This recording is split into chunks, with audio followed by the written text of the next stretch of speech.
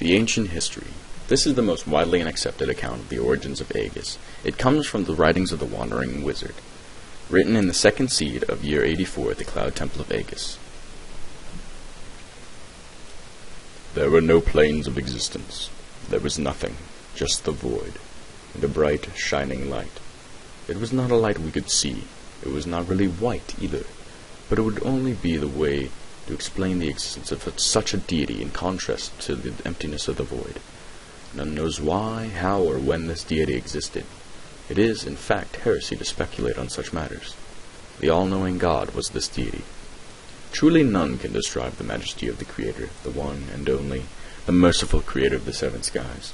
With his intent, and only his intent, the world of Aegis was created. All he had to do was simply want it to occur, and it happened. The rolling seas, proud mountains, and vast landscapes, all in a second, created by God. The world was not created in play or for fun, but as a theater for the inhabitants of the world to be tested in.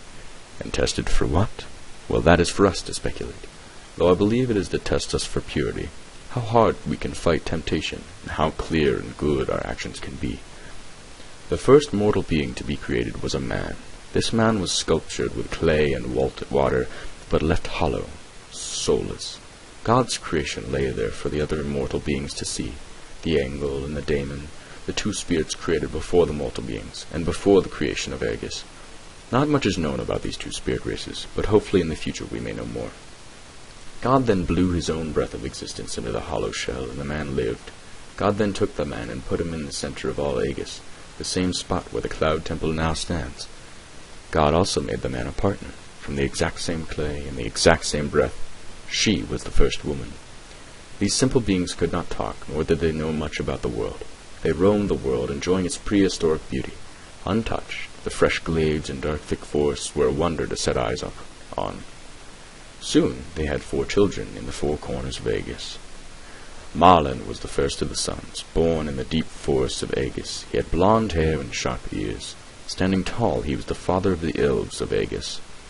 Krug was born in the scorching deserts of Aegis. Fierce and relentless, he was the father of the orcs. In the fresh meadows of Aegis was born Horin, father of humans. And lastly, in the deep underground caves of the world, Urgran was born, master of the dwarves. We do not know how they fathered sons and how their lines continued, but perhaps God created a partner for each of these sons to continue their lines. Soon, the first man and woman created by God departed Aegis and climbed the 7 skies to meet with God, their Creator, for they had achieved their goal. The sons began to explore the world of Aegis, and each was stricken with grief at the loss of their parents. Seeking to fill the chasm of emotion inside them, they began to create civilization. Although none of the descendants of each son had neither their long lives or splendor, they did carry their forefathers' looks and traits. The elves, with Marlin at their head, traveled the lands and began naming all of the inhabitants of this world. They were the first to create a tongue, and began to name the trees and grass, the mountains and valleys across all of Aegis. At this time, Marlin, Ugran, Krug, and Horn were not far apart in looks. Horn and Krug had darker hair than the other two, and Krug was a bit larger in build. Marlin had blonde hair, and Ugran had red. They were all close companions, friends, and had much love for each other and each other's people. Ugran traveled into the deep underground of the earth, naming the beautiful ores and gems, sharing it with his brethren. Krug traveled the harsh deserts, testing his stamina and strength against the environment of Aegis, and Horn began building the first squalid huts and villages in the valleys. The people lived for hundreds of years in harmony and peace, until the day where one of the great daemons, great worshippers and squalid protectors of the void, kin spirits to the Angel, defected.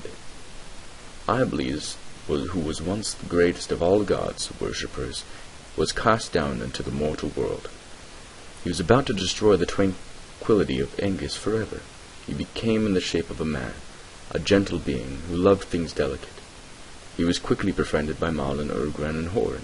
Krug had great distrust of him, but after many years of being convinced by his brothers, he finally accepted his company. Little did Iblis know that this was all part of the great god's plan to test the descendants of man and woman. Iblis wanted to destroy everything that a god had designed and created. Still, not in a powerful physical form, he began sowing the seeds of evil in the minds of the descendants, prying on their needs and lusts. To Marlin, lover of nature, he promised him many children, He promised that their laughter would resonate across their forest homes and that he would be content. Mullen did not want anything more in this world than a bountiful amount of young to occupy the barren forests. To Ugran he promised infinite wealth of gems and ores, colors and crystals he could never imagine. To this Ugran's greed failed him. Horan was anxious he would not live long enough to see his city completed, and his lands increased. He needed more time, and Iblis struck the chord and promised immortality. Krug was the last to be tricked. Iblis tempted him with wealth, with food, with power. None interested Krug. Iblis was furious. Then he challenged Krug in open combat in fury. The whole world witnessed Iblis' transformation into a hideous beast of the void. His skin turned to scales and fangs erupted, and dark horns exploded from his head. He grew large wings and began to breathe terrible fire. All stood in shock and horror. The beast terrified all the inhabitants of Aegis. Animals fled, and the sons of the descendants were too weak of blood to stand in front of such evil fury. Only Malin, Argwan, Horan, and Krug stood in front of the terror. In Iblis' right hand a sword wrought in flame. Krug, naked and unarmed, challenged at the demon, throwing himself against the scalding scales of Iblis. He screamed in agony as his skin burned to decay, becoming green and molten. Iblis was knocked off his feet for the last time. He stood up, heaving with rage and fury. Flames exploded from the pores of his skin. He roared in anger, and where he struck his sword the land collapsed and the ground erupted, and lo! Great was the valor of Ugran and strength of Krug as they fought the beast. Powerful were the arms that carried Krug's axe, and strong was Horan's heart as they fought in open combat upon the plains of Aegis. Mullen's sword was fast and swift, smiting Iblis upon his breast and sides. For 30 years the descendants fought Iblis. The world became a war-torn mess. The dead were defiled, summoned from their graves to follow Iblis' mastery. The mere mortal descendants died. The greater Iblis' army grew. It was a sad chapter in the world of Aegis. The brothers threw up their hands to God in prayer and agony. Their creations destroyed, their children massacred. Woe to the sons of man and woman. Krug grew bitter. His resentment of his brothers increased for befriending such a beast. Ugran grew greedy. He fought valorously, but began to hide his treasures underground. Malin feared for the lives of his children and did not leave his forest sanctuary. Horan was too ambitious, too weak of a leader. Many of his people fought for Iblis, and many of them died with recklessness. It seemed the world was destined for ruin. Iblis grew in strength, and the descendants weakened until one day, where the sounds of horns could be heard from the far east, beautiful horns echoing all across the skies of Aegis. God had heard their prayers. An army of angel and demons from the seven skies had appeared on the ground shores of Aegis. Their majesty and beauty so strong that all the descendants could see was a flash of white power erupt from the east. Only Malin, with his strong sight, could see the figures of light as they sped across the skies toward the armies of Iblis. Iblis' swords burned where they stood. The thousands of skeletons and zombies burst of flames, and his living servants fled. There, in the right middle of the world, he was cast down and chained by the Angel and Daemon. A robed figure with brown hair and a black wreathed apparition stood before him. They were a terrible image to look at. All shied down and bowed in their majesty and glory. They stood before Iblis, knowing he was immortal and could not be killed, sentencing him to banishment to the void where his dark soul would be forever trapped in torment.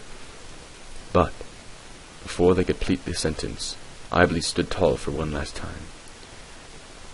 You believe you may simply banish me from this plane, and that my taint shall not last? I have touched this world with evil, and it shall forever be a part of the souls that inhabit it. Marlin, I curse you with sterility. You and your kin shall forever lack the children they need. May your forest halls forever be silent, and your hearts heavy with sadness. Ugran, your greed and lust shall overcome you.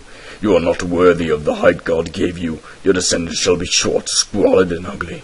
You will always seek to find gold and gems in the deep underground of earth, your hunger never satisfied. Horan, you wish immortality? I will curse you with the opposite. Early death for you and your kin.